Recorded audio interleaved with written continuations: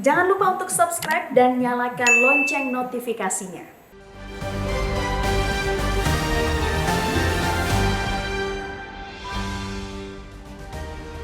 Selamat pagi pemirsa, persoalan mahalnya harga minyak goreng di tanah air hingga kini belum juga tuntas, kendati pemerintah sudah menerapkan sejumlah kebijakan.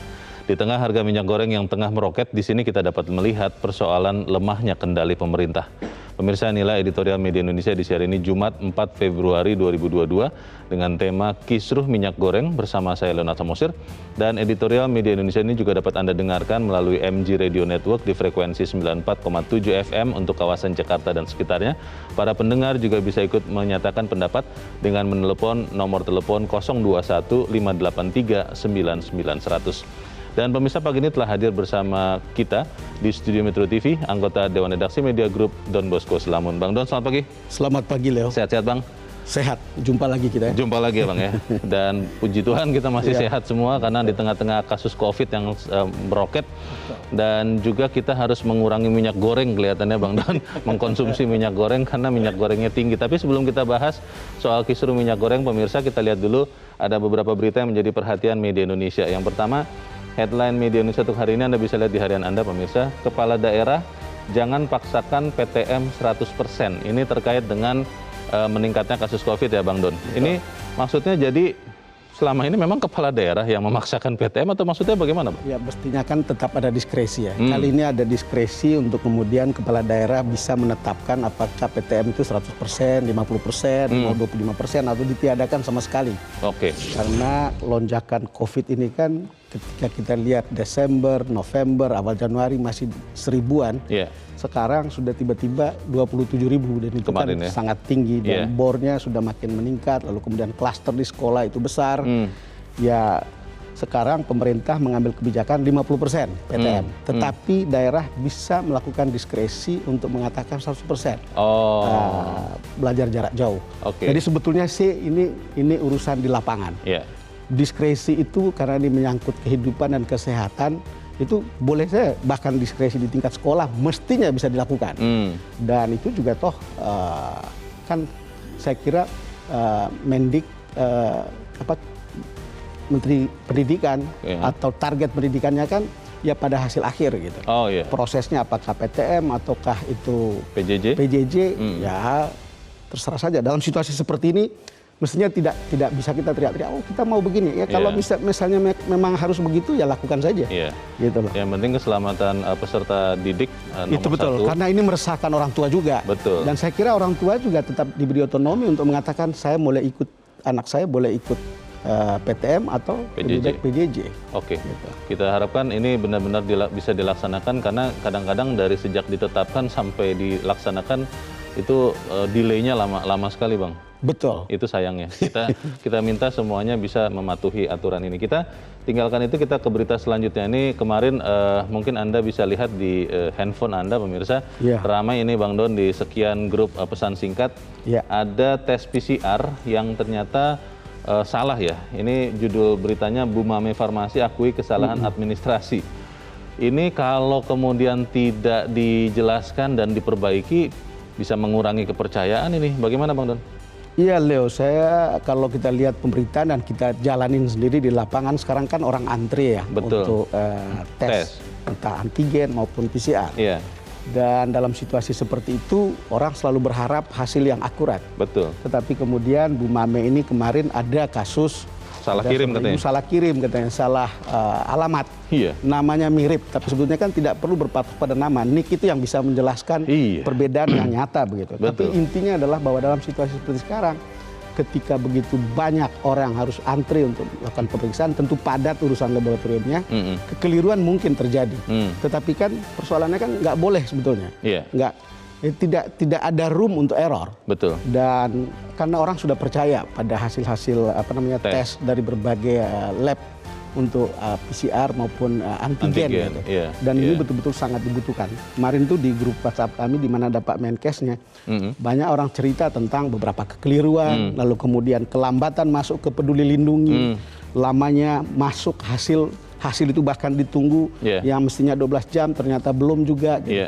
Ini mungkin karena permintaannya terlalu tinggi, orang sudah sadar bahwa ini penting sekali, tapi rasanya kita layak mengatakan Bu Mame atau institusi penyelenggara atau lab penyelenggara tes ini harus betul-betul siaga dan tetap harus akurat. Iya, dan bayangkan aja kepanikan oleh karena kesalahan atau hasil ini itu panik itu, dan itu panik sekeluarga itu. Iya, dan efeknya juga kepada kita semua, Bang, akhirnya kan jadi bertanya-tanya. Betul. Selama ini tes saya benar apa tidak? Gitu ya? Itu betul. Jangan sampai itu terjadi dan kita tidak berikan lagi peluang untuk kesalahan serupa ya, Bang. Iya. Kita tinggalkan berita itu, pemirsa, kita ke halaman 4 di kolom hukum. Ini berita yang menarik. Hari ini, Jumat ini, vonis 2 ex-pejabat Direktorat Jenderal Pajak dijatuhkan. Ya. Ini di dalam berita dikatakan ditunda dari kemarin, Bang, karena ada lockdown juga di pengadilan. Nah, ini apa nilai penting dari vonis ini, Bang Don? Ya, sebetulnya ini kan sudah saat-saat di mana orang mulai mengisi SPT kan. Oh. Dan rasanya orang aware, lalu kemudian ketika ada perkara begini, ya kita harus lihat gitu. Kita perlu teropong karena kasusnya ini juga besar. Korupsinya itu ada hampir 11 miliar plus 4 juta Sing dolar. Iya. Jadi itu hampir, jadi kalau 4 juta Sing dolar itu ya 40 miliaran ya. Betul. Berarti ada 50 miliaran, lalu kemudian ini adalah aparat pajak yang kalau lihat dari waktu ke waktu mungkin kerjanya makin baik, tetapi juga kerisauan kita wajib pajak untuk kemudian dipermainkan itu tetap ada. Iya. Apalagi saat-saat ini tiba-tiba nanti kita ngitung, oh lebih bayar. Kan bisa saja, dan kita yang tidak tahu urusan, tidak tahu menau detail. Ya kadang-kadang pasrah saja, lalu kemudian ada orang yang terpaksa berunding. Hal-hal seperti ini kan menjadi kerisauan umum gitu. Dan kita berharap hal-hal begini atau hukuman seperti ini bisa menimbulkan efek jerah. Satunya sudah dituntut untuk 9 tahun, satunya lagi 6 tahun. Lalu mereka harus mengembalikan miliaran ganti rugi dan seterusnya gitu. Kita berharap ini bisa menimbulkan efek jerah. Baik, kita harapkan itu terjadi karena vonisnya hari ini ya, Bang ya. Kita nanti ikuti sama-sama seperti apa. Kita langsung ke editorial, pemirsa. Hari ini diberi tajuk kisruh minyak goreng. Ini ada teman yang mengatakan, wah ini kita memang di negeri ini banyak keajaiban terjadi katanya. Karena kita memproduksi minyak sawit mentah begitu banyak, tapi minyak goreng hasil dari ujungnya itu begitu mahal di sini dan beberapa kali juga tidak ditemukan. Ini intinya apa masalah ini, Bang Don? Ya, kan ada editorial hari ini mencurigai ada semacam tanda kutip keculasan dalam berdagang minyak goreng ini. Ada kemudian ada dugaan kartel, ada monopolistik, ada penimbunan dan seterusnya. Lalu pemerintah diminta untuk menyelesaikan ini gitu. Kenapa harus diselesaikan? Ya pemerintah sudah mengambil kebijakan. Kebijakan satu harga itu justru menimbulkan panik buying. Karena kenaikan harga minyak goreng itu sudah sejak November, Desember, Januari naik-naik di atas hampir 20.000 yang lainnya. Begitu ditetapkan 14.000 punya satu harga, justru panik buying yang terjadi. Lalu kemudian habislah stok di pasar. Lalu kemudian diambillah kebijakan baru mulai 1 Februari dengan adanya domestic market obligation dan domestic price obligation. Itu sekarang ini yang sedang dilakukan oleh pemerintah. Yang diharapkan adalah selesaikanlah hal-hal kotor dalam perdagangan di lapangan. Karena sering kita bagus dalam kebijakan, tapi pelaksanaannya itu selalu menjadi soal. Satu. Kedua, kan janjinya dalam waktu 1-2 minggu ini. Nah, karena janji dalam waktu 1-2 minggu ini, maka editorial hari ini mengingatkan, kita itu ingin meminta jaminan bahwa minggu ini sudah selesai, ikutlah harga yang sudah ditetapkan oleh pemerintah. Oke, tetapi kalau melihat lebih dalam, Bang, rumit juga ternyata soal minyak goreng ini. Tapi kita akan bahas ya, Bang Don. Bisa nilai editorial Media News untuk hari ini, Jumat 4 Februari 2022, kisruh minyak goreng.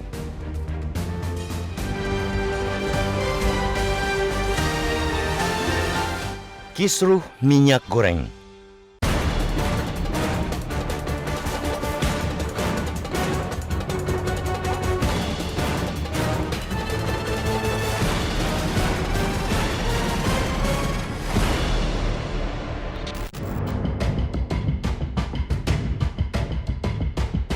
Persoalan mahalnya harga minyak goreng di tanah air hingga kini belum juga tuntas. Kendati pemerintah sudah menerapkan sejumlah kebijakan.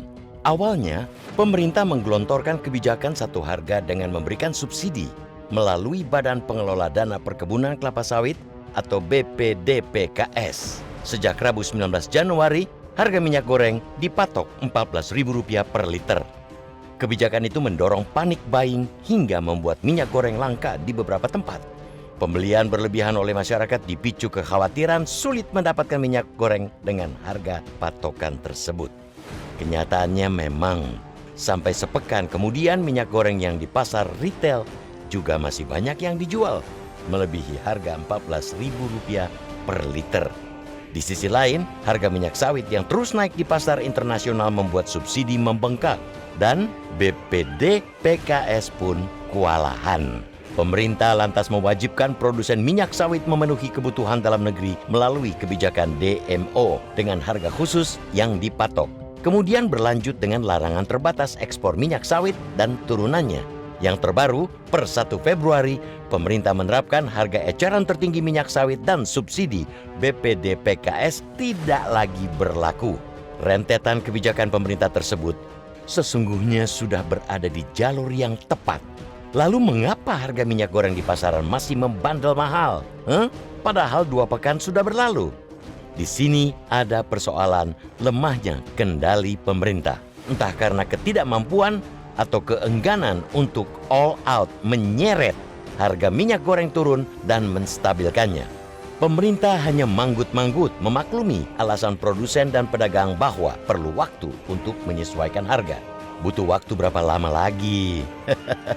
Harga minyak goreng sudah bertengger di posisi hingga 2 kali lipat dari harga normal sejak November 2021. Harga mulai merangkak naik sejak akhir September 2021. Praktis sudah 4 bulan masyarakat menanggung beban harga yang begitu mahal. Sungguh, ini suatu hal yang konyol karena ketersediaan bahan baku melimpah dan produksi minyak goreng sepenuhnya dilakukan di dalam negeri. Semua diolah dengan menggunakan sumber daya domestik. Aneh bin ajaib bila harga dalam negeri harus mengikuti harga di pasar internasional. Lebih mengherankan lagi ketika pemerintah sekian lama membiarkannya. Kini pun pemerintah masih cenderung lembek terhadap produsen. Ingat, minyak goreng termasuk komoditas yang memiliki elastisitas tinggi. Artinya, meski harga mahal, masyarakat tidak akan berhenti mengonsumsinya. Oleh karena itu, dengan dalih butuh waktu melakukan penyesuaian, produsen dan pedagang dapat mengulur-ulur kesempatan untuk mengeruk keuntungan yang besar. Toh, masyarakat akan tetap membeli minyak goreng. Di saat masyarakat manggut-manggut, indikasi permainan produsen akhirnya tercium pula oleh Komisi Pengawas Persaingan Usaha atau KPPU. Wasit perdagangan tersebut hari ini mulai memanggil produsen besar minyak sawit atas dugaan kartel. Terlepas dari benar atau tidaknya ada praktek culas yang dilakukan produsen, pemerintah tidak boleh hanya menunggu hasil kebijakan. Langkah proaktif melakukan pengawasan, penelusuran, hingga penjatuhan sanksi harus dilakukan. Bila harga di pasar retail masih tinggi, telusuri pihak mana yang sengaja menahan harga. Jika perlu, wajibkan produsen melakukan pembelian kembali minyak goreng dari pedagang yang terlanjur membeli melebihi head. Pekan depan, selayaknya kisruh harga minyak goreng sudah benar-benar tuntas.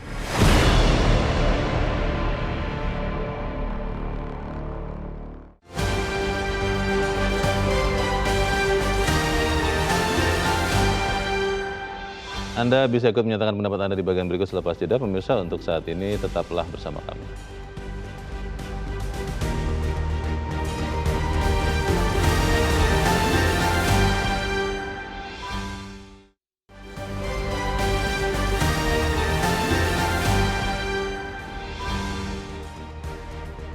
Terima kasih pemirsa, Anda masih bersama kami di Editorial Media Indonesia. Bang Don, sebelum kita lanjutkan diskusi, kita mau bertanya juga Bang kepada pemirsa Metro TV. Kita sudah terhubung dengan pemirsa Metro TV di Jakarta, ada Ibu Ong Mei Hua.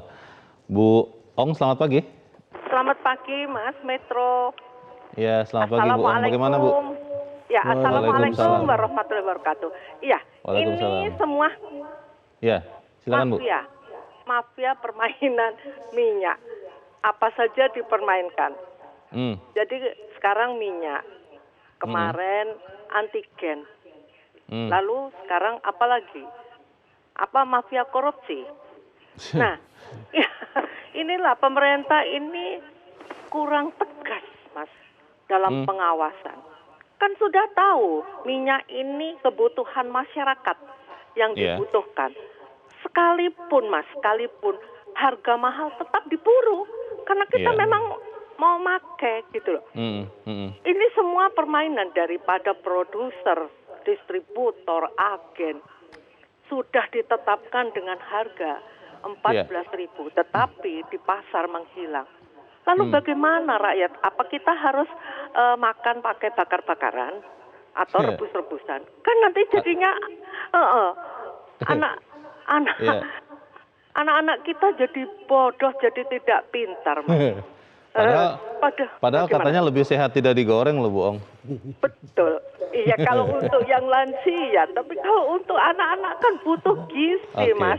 Kalau usul Ibu untuk memastikan harga minyak goreng ini bisa turun, Bu, dan barangnya tersedia, yang paling bisa dilakukan apa, Bu Ong? Ya, bagus penetapan 14.000. Diperbanyak produksinya, Mas, di pasaran. Jadi ini semua ini permainan daripada pedagang, Mas. Ini kan semua disembunyikan, siapa yang tidak mencari keuntungan di negara ini, Mas. Padahal negara kita itu produksi kelapa sawit. Kelapa sawit saja di daerahnya Bapak di Palembang sana sampai dicuri-curi. Nah, sekarang kita untuk produksi minyak sulit. Minyak harus diekspor ke luar negeri baru ini ya. Semoga minyak ini jangan hilang, terus harga juga kalau bisa lebih diturunkan agar masyarakat makmur, Mas Anu. Ya, terima kasih Metro. Selamat pagi, terima kasih Ibu Ong Mehua di Jakarta. Di belakang Ibu Ong ada Pak Bion di Mataram, Nusa Tenggara Barat. Pak Bion, selamat pagi. Halo Pak Bion. Pak Bion, selamat pagi. Selamat pagi Mas Rio, Bang Bion. Selamat pagi Metro. Selamat pagi, silakan Pak Bion, singkat padat saja Pak. Kisruh minyak goreng, apa usul Anda Pak untuk mengatasinya? Baik, jadi begini Mas Leo, Pak Bion. Minyak goreng ini kan sebuah kebutuhan rakyat yang cukup kita katakan mendasar.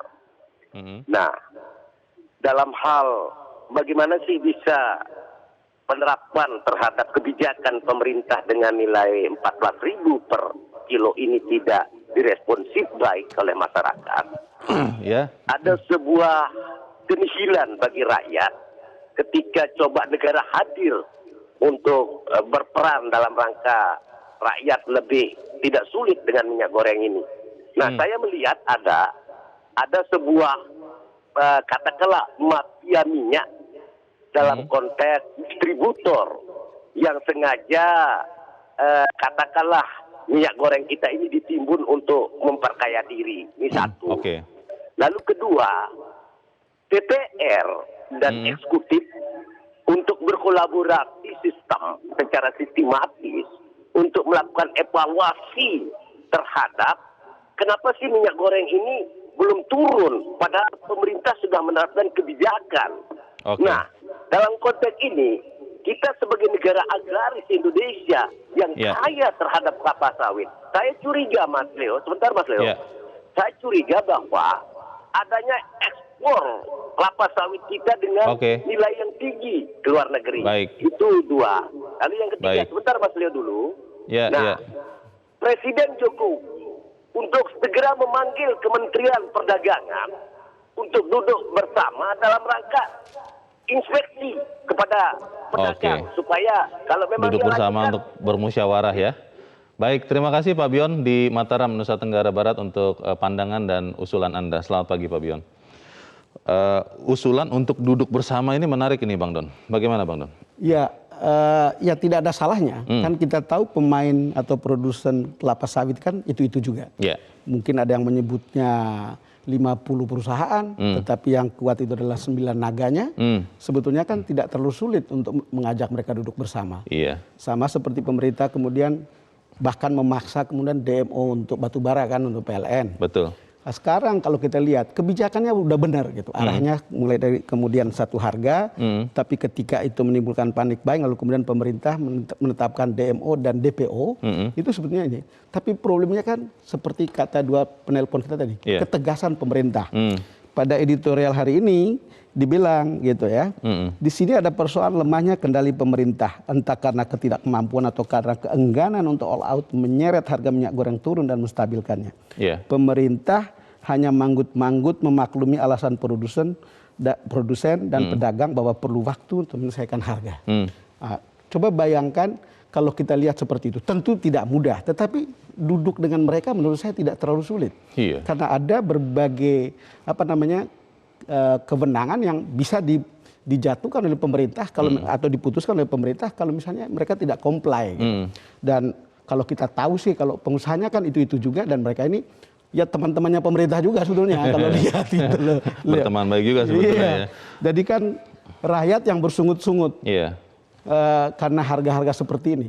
Itu kita ini memang ya tidak selalu benar makan gorengan bawah ini, tetapi rakyat kita itu paling banyak. Surveinya memperlihatkan ada 20 kali orang Indonesia itu makan gorengan.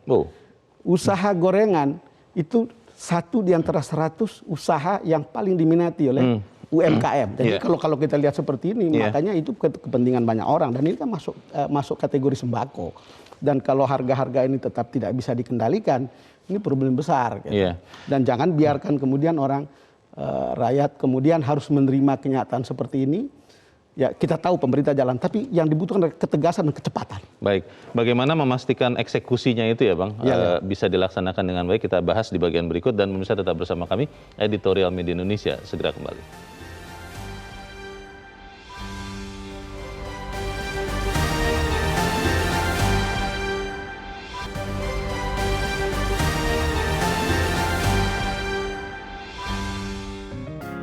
Media Indonesia mengajak Anda untuk mengakses fitur premium e-paper. Dengan sajian konten berbasis intelektual dan meneguhkan kebangsaan, Media Indonesia tampil dengan lebih dinamis melalui e-paper Media Indonesia yang dapat Anda akses kapan saja, di mana saja. Caranya mudah, download aplikasi Media Indonesia di Android atau ketik link e-paper.mediaindonesia.com atau bisa scan QR Code pada layar kaca Anda. Klik tab e-paper di bagian samping layar tablet Anda, daftarkan data diri, serta pilih paket berlangganan e-paper Media Indonesia sesuai dengan kebutuhan Anda. Nikmati juga bonus spesial tambahan 4 halaman rubrik fokus setiap hari. Semua bisa Anda dapatkan hanya di e-paper Media Indonesia.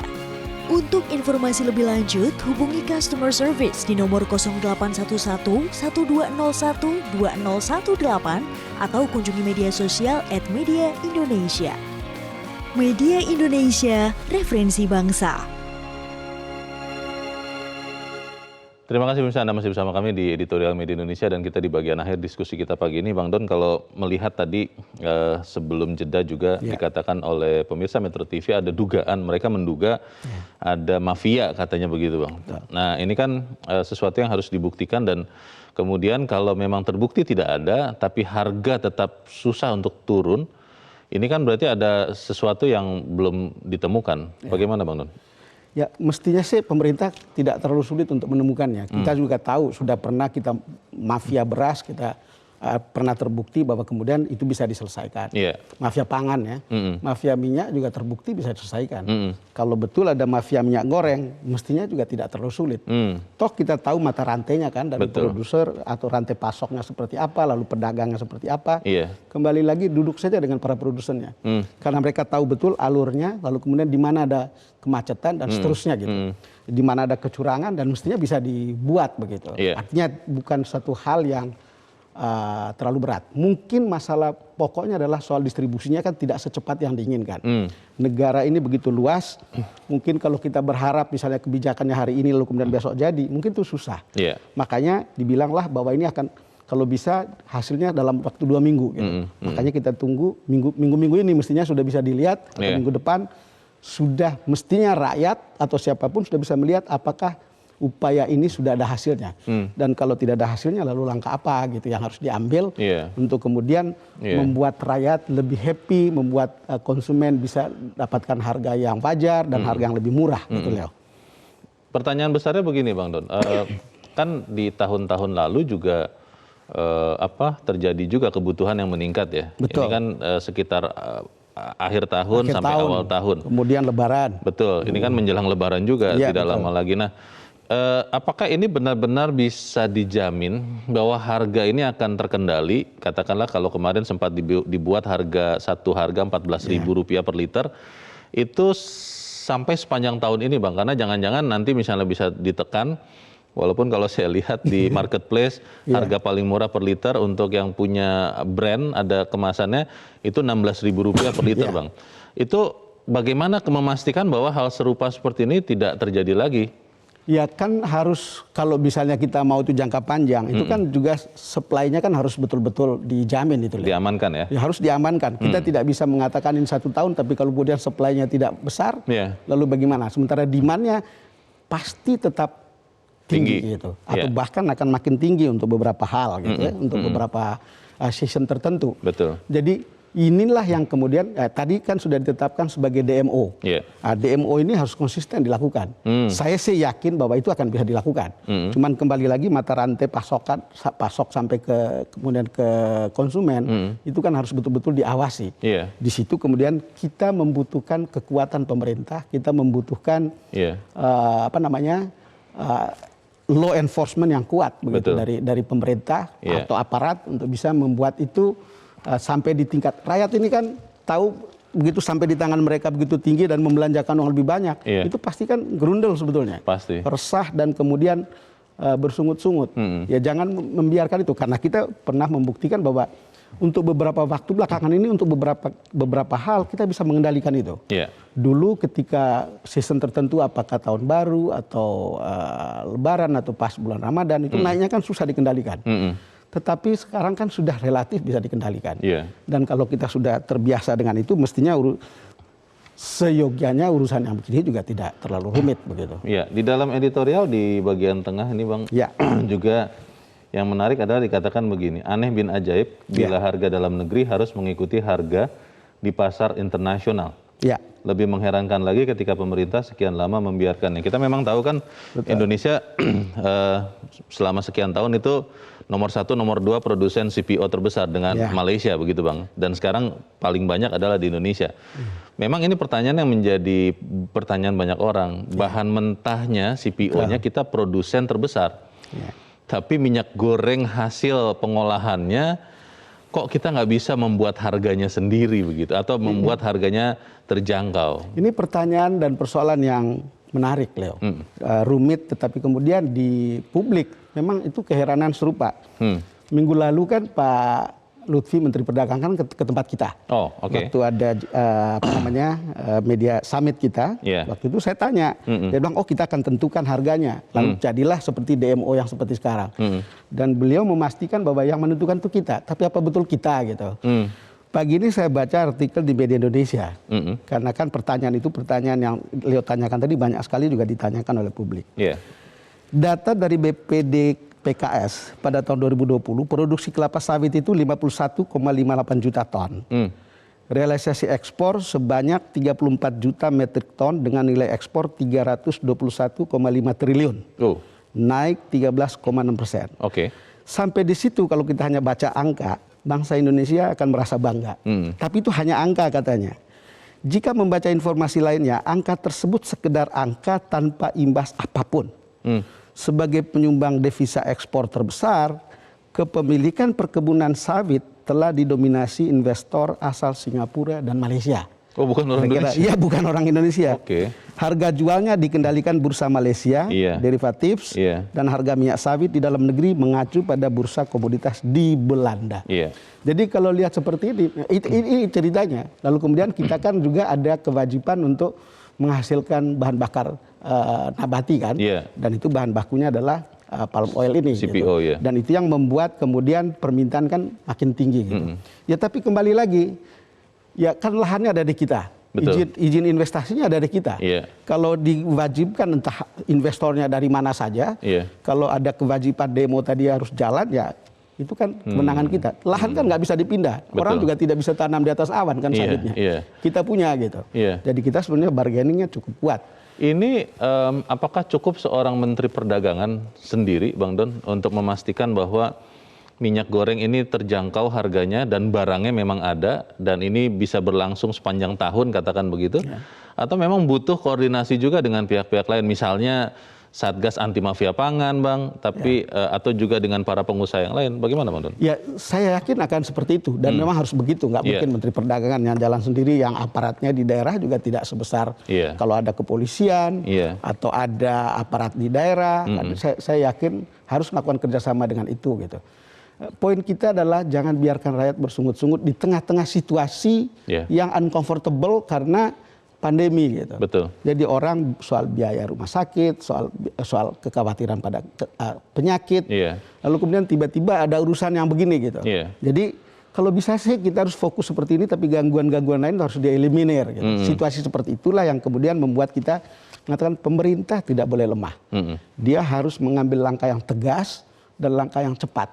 Dan kalau ikut janjinya, mestinya dalam waktu 2 minggu ini bisa selesai gitu. Nah, kita berharap seperti itu. Itu pertanyaan juga, Bang Don. Beberapa teman menanyakan, masa iya dalam 2 pekan harga minyak goreng bisa ditekan atau bisa dikendalikan karena beberapa pekan yang lalu di acara Economic Challenges, Bang, pengusaha kelapa sawit Pak Joko, ketuanya Gapki, mengatakan prediksinya dari para produsen CPO, harga CPO ini sampai Desember tahun ini mungkin tidak akan turun banyak. Sampai Desember 2022. Jadi kalau itu terjadi, ini kan harus benar-benar punya deadline yang tidak terlalu mudah disampaikan juga. Misalnya 1 pekan, 2 pekan. Nah ini bagaimana, Bang? Ya, harga CPO mungkin memang tidak bisa diturunkan.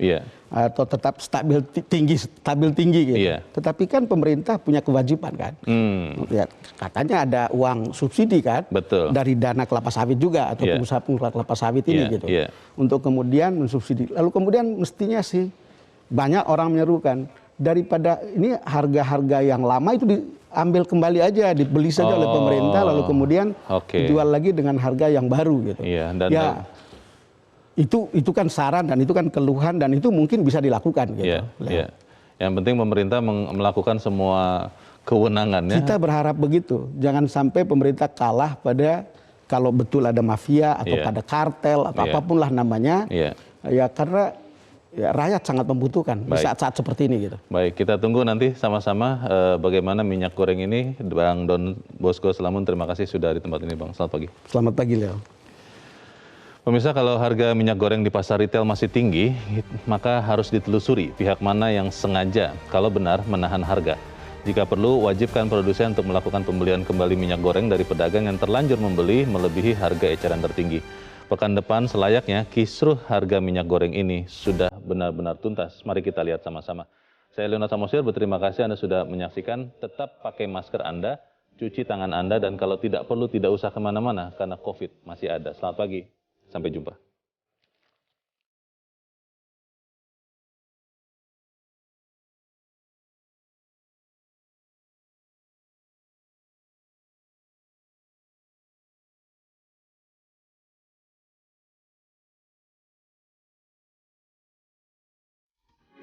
Metro TV